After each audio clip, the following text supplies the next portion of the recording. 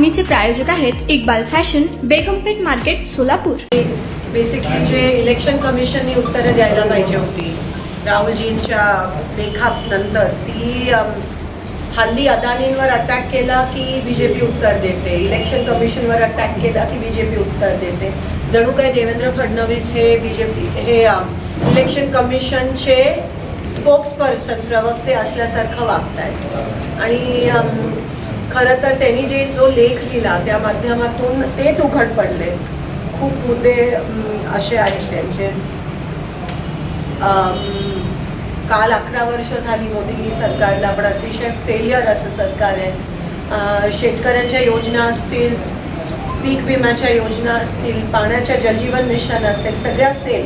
उद्या दिशा मीटिंग आहे, त्यांना आम्ही एक्सपोज करू उद्याच्या मीटिंग नंतर.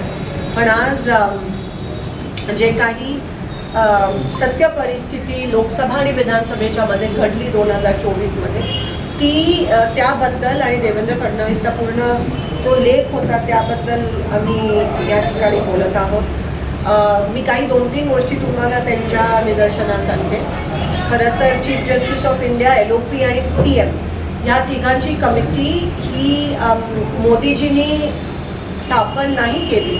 ह्याच्यावर सुप्रीम कोर्टाने जेव्हा ताशेरे ओढले तेव्हा ती कमिटी त्यांना स्थापन करावी लागली. ही मोदीजींची आयडिया नव्हती. उलट मोदीजींनी CGIला फायर केलं आणि त्यांच्याऐवजी त्यांनी अमित शहाना बसवलं तिथे.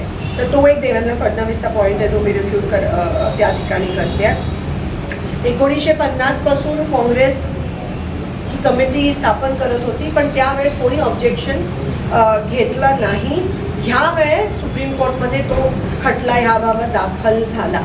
जेव्हा देवेंद्र फडणवीस म्हणत होते की पहिले 1 कोटी, मग 75 लाख, मग 63 लाख, मग 21 लाख अशी त्या ठिकाणी वाढ झाली, तेव्हा तेच एक्सपोज झाले. कारण का लोकसंख्येत तेवढी मतदारांची जी संख्या असते तेवढी वाढ झाली नाही, हे पण ते ऑन रेकॉर्ड. म्हणून ते स्वतःला उघड पडले, ते तोंडघाशी पडले, कारण का ते कॉन्ट्रडिक्टरी त्यांनी स्टेटमेंट दिली. 41 लाख हे एवढी लोक म्हणजे ECला भारतरत्न मिळायला पाहिजे की एवढ्या कमी वेळात 41 लाख लोक इलेक्शन कमिशन मोबिलाइज कसं करतं, 41 लोकांना बूथपर्यंत कसं काय आणतं एवढ्या कमी वेळात, हा प्रश्न आहे. ऑब्व्हियसली जर मतदारसंख्या कमी होत असेल तर 18च्या वरची पण लोकांची जी नोंदणी आहे ती पण कमी होते. मग मी देवेंद्र फडणवीसला विचारते, मग तुमची ही जी आकडेवारी आहे ती कशी वाढली? तुम्हीच हे बोलून त्या ठिकाणी तोंडघाशी पडला. आणि देवेंद्र फडणवीसना का वाटलं की त्यांनी यावर उत्तर द्यायला पाहिजे? चोर के दाढी में तिनका असं एक प्रकारचं तिकडे आपल्याला दिसून येतं. 2024च्या लोकसभेमध्ये 5.83 लोकसभेमध्ये 5 नंतर झालेल्या वोटिंगमध्ये पर्सेंटेज वाढ झाली आणि विधानसभेत 7.83 वाढ झाली. याचा अर्थ त्यांनी लोकसभेत पण मॅनिप्युलेशन केलेलं, पण त्यांना कळलं की 5.83 हे कमी होतं आणि म्हणून त्यांनी 2% जास्त लोकसभेत विधानसभेत वाढवलं, 7 केलं 5चं. CCTVचा कायदा जेव्हा आम्ही मागितलं CCTV फुटेज, तेव्हा मोदी सरकारने CCTV कायद्यामध्ये बदल केली आणि अमेंड केलं आणि त्याच्यामध्ये सांगितलं की CCTVचं फुटेजचं ॲक्सेस तुम्हाला त्या ठिकाणी मिळणार नाही. मग नेमकं का लपवता, का त्यांना द्यायचं नाही, काय लपवायचा प्रयत्न करता, का तुम्ही उघडकी सगळ्यांच्या समोर उत्तरं देत नाही आहात आणि आकडेवारी देत नाही आहात?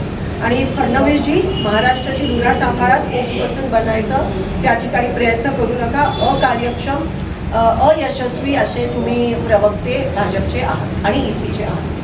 तुम्हाला पाहिजे एक उत्तम विवाह कलेक्शनचा अनुभव? सोलापूरमध्ये एकाच ठिकाणी सर्व काही मिळायला हवंय? आमच्या इक्बाल फॅशन मध्ये मिळतंय तुमच्या विवाहासाठी सर्व काही. लेहंगा, साडी, मटेरियल, रेडीमेड आणि मुलांसाठी स्पेशल वेअर. प्रत्येक गोष्टीत दिली आहे खास सजावट, आकर्षक डिझाईन्स आणि दर्जा, आश्चर्यकारक डिझाईन्स आणि कस्टमायझेशन सह तुमच्या लग्नाचा दिवस खास बनवा. आणि हो, आमचं मोठं कलेक्शन तुमच्या सर्व गरजा पूर्ण करेल. आकर्षक रंग आणि स्टायलिश डिझाईन्स फक्त इक्बाल फॅशन मध्ये. इक्बाल फॅशन, सोलापूरचा अग्रगण्य विवाहासाठीच्या कलेक्शनसाठी आणि तुमच्या सुंदर दिवशी आणा इक्बाल फॅशनचा स्पर्श. मग आताच भेट द्या इक्बाल फॅशनला. आमचा पत्ता बेगमपेठ मार्केट, सोलापूर.